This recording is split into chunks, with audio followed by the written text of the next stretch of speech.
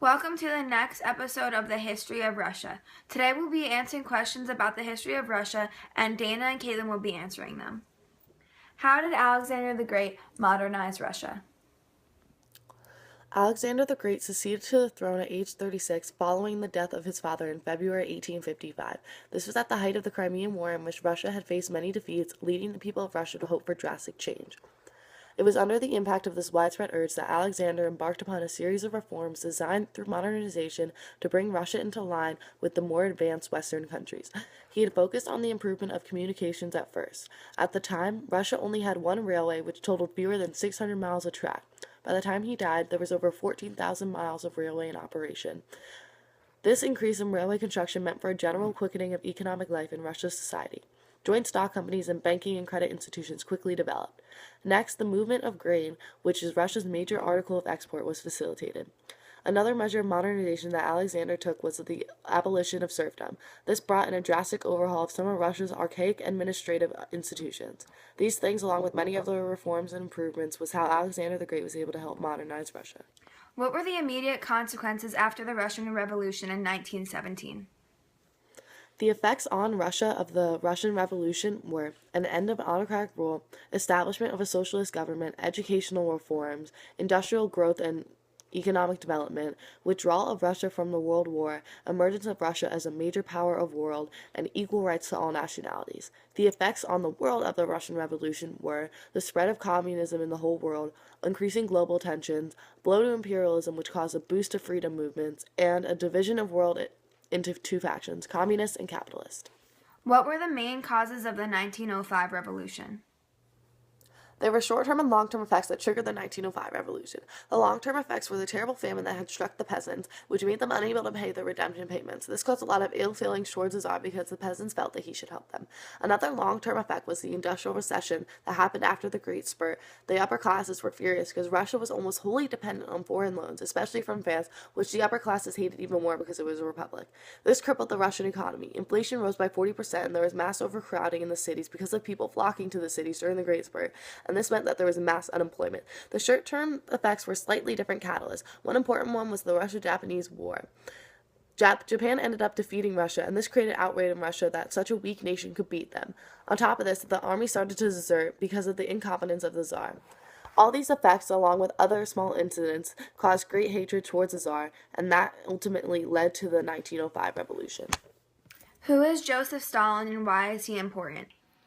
Joseph Stalin was a dictator of the Union of Soviet Socialist Republicans, or the USSR, from 1929 to 1953.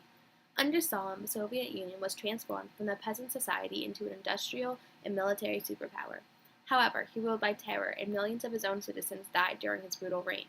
Born into poverty, Stalin became involved in revolutionary politics as well as criminal activities as a young man. After Bolshevik leader Vladimir Lenin died, Stalin outmaneuvered his rivals for control of the party.